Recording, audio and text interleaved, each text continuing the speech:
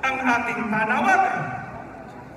Kasi ayaw namin ng kaguluhan, saan man panig ito manggaling.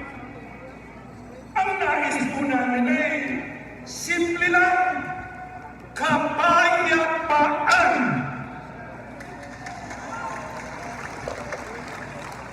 Kasi tignan nyo, kung may naging awayan, hindi po ba ang tama?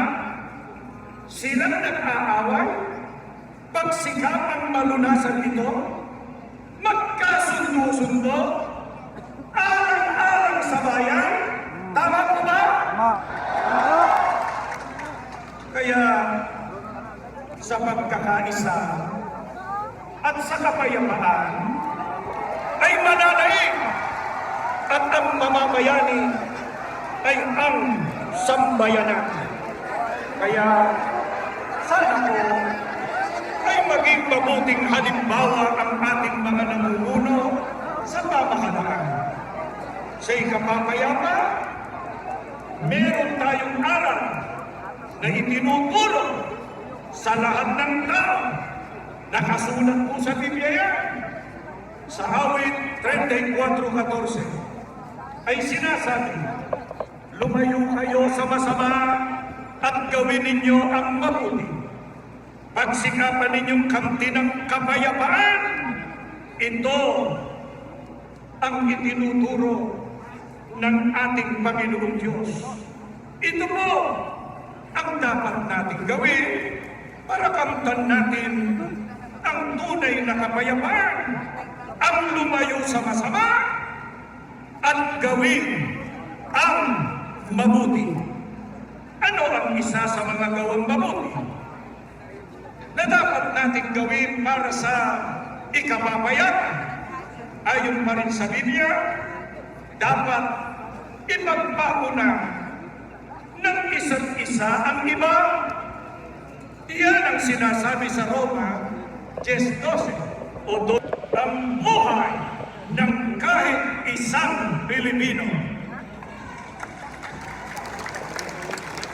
Tama po ang sinabing ito ng ating Pangulo, mga kababayan. Maraming mas mahalagang bagay ang dapat pagtuunan ng pansin. Ang impeachment ay hindi lamang pag-aaksaya ng panahon, kundi hadlang sa pagtugon sa mga pangunahing problema ng bansa. Huwag po nating kalimutan ang oras ng mga mambabatas sa ating pamahalaan ay totoong mahalaga. Kaya dapat nila itong ituon sa totoong mahalaga para sa ating mga Pilipino. Kaugnay nito, ano pa po ang komento ng Pangulo tungkol sa planong impeachment? Narinig naman po ninyo, ang sabi niya, isang storm in a teacup. Ano po ibig sabihin nun? Isang labis na pag-aalala o pagtatalo tungkol sa isang maliit o di naman gaanong mahalagang bagay. At sang-ayon po tayo rito, mga kababayan, inuulit ko, sinasang-ayunan po natin yan. Ang pagsusulong ng impeachment ay pag-aaksayan lamang ng oras ng Kongreso at ng Senado.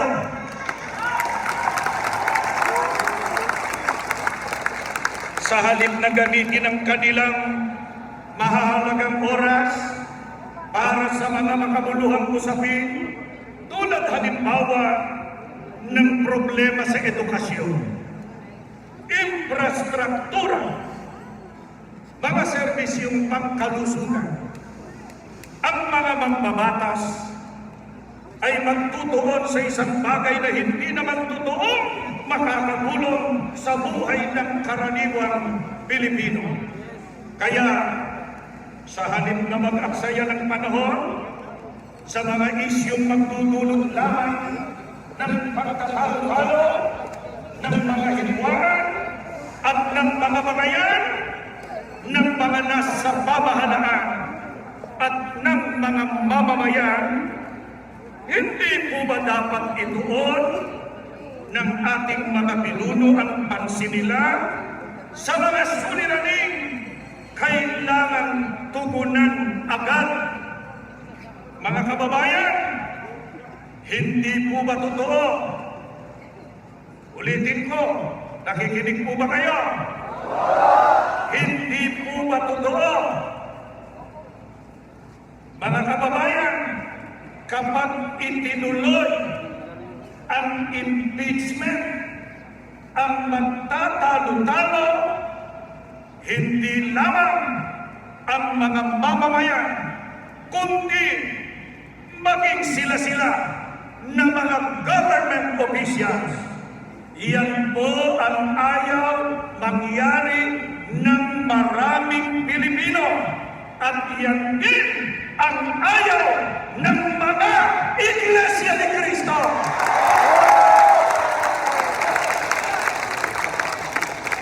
Kaya sa pagkakataon kong ito ay mahalagang magbahagi kami sa inyo mula sa mga talata ng Biblia.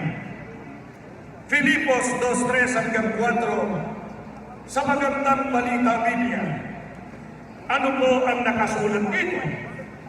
Huwag kayong gumawa ng anuman dahil sa pansariling layunin o pagyayabang.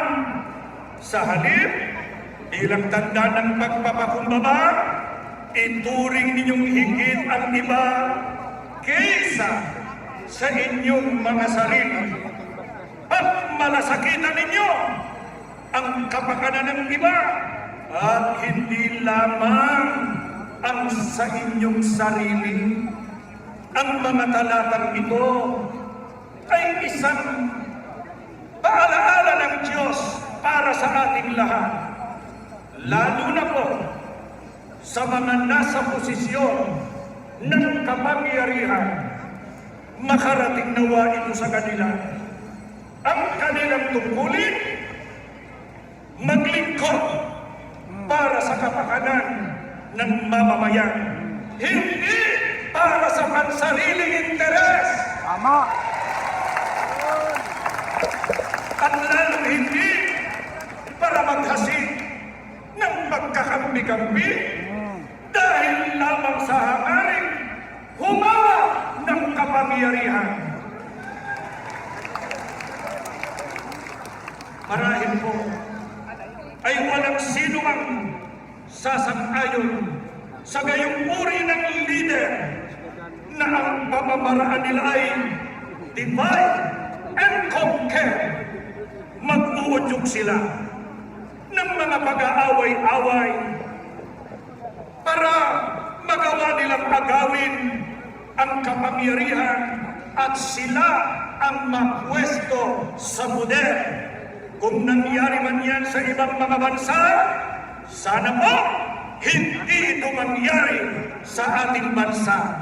Kaya nagkakaisa tayong lahat na naririto ngayon na nananawagan sa mga namumuno sa pamahalaan na huwag na sana nilang payagang mangyari ang gayon.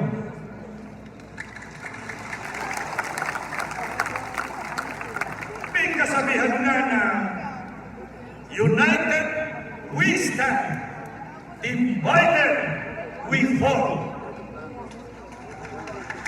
Tayong naririto, tinututulan natin at ayon sa makakaya natin ay huwag payagang ang divided we fall.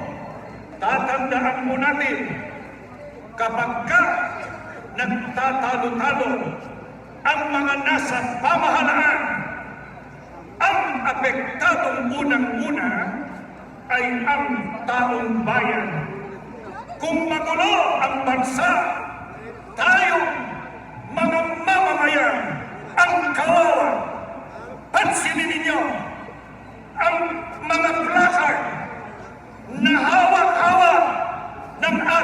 mga kasama, itaas ninyo ang mga placard.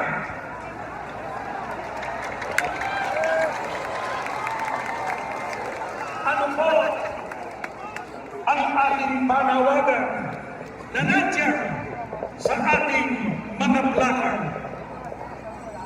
Ayun, yung isa, aming kahilingan, kapayapaan ng bayan.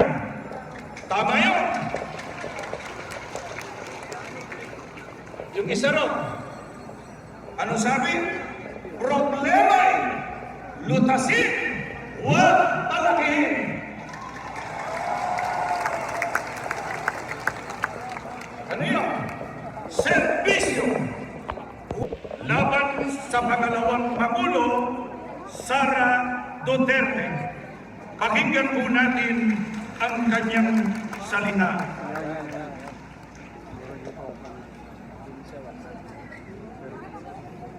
This is not important. This does not make any difference to even one single Filipino life. So why waste time on it? What will happen to if somebody files an impeachment? It will tie down the House, it will tie down the Senate, it will just take up more time, and for what? For nothing. For nothing. None of this will help improve a single Filipino life. As far as I'm concerned, it's a storm in a teacup.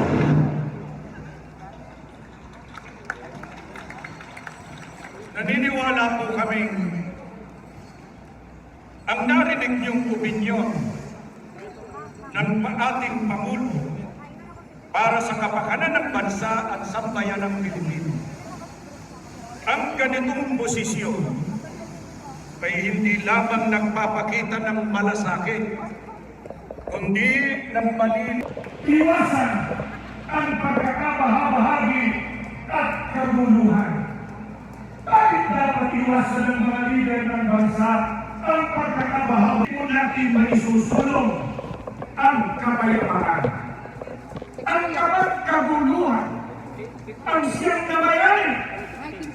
Hindi mahaharap ang paglutas sa mga problema ng bansa tulad ng pagtaas ng presyo ng bilihin, seguridad ng mga mamamayan sa mga tinitinting kalamidad, kakulangan ng hanap buhay, kriminalidad, insurgency, at marami pang iba.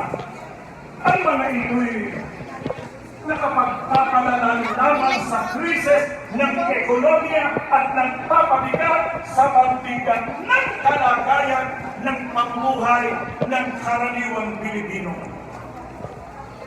Ito ang hinihiling natin sa mga namumuno sa pamahalaan na pagkaisahan din ng pagpupunan ng maraming atensyon at pagpapasikaso sa halip na mamayan sa kapakanan ng Pilipinas nawa ang pagkukunan nila ng pansin at panahon.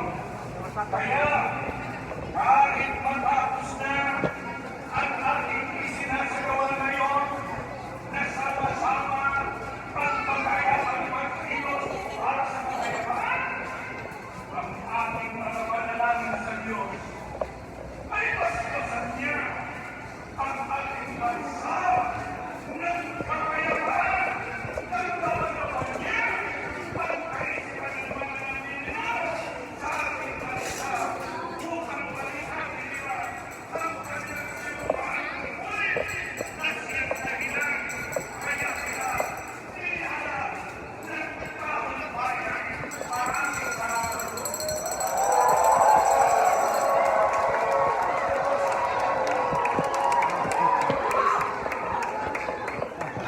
Oh. Hey vlog, welcome to my guys.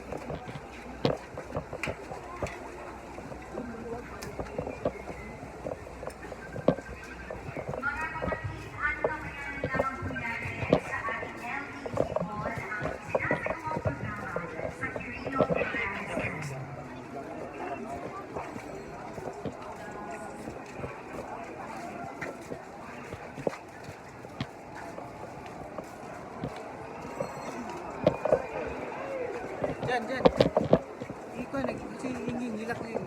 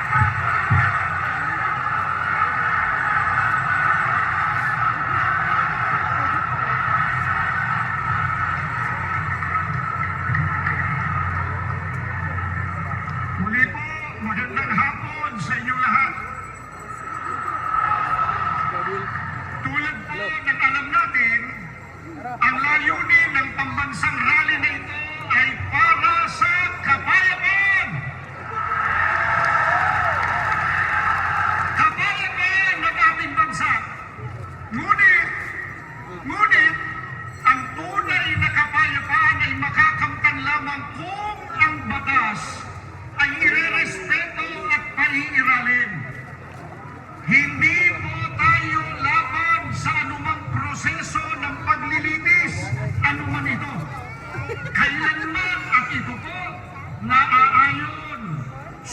sumusunod sa batas.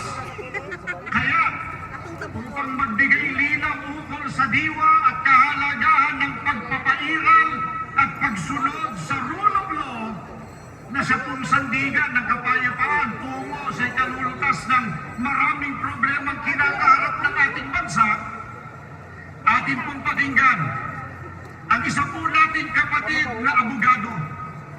Narito po si kapatid na Rodante Marcoleta.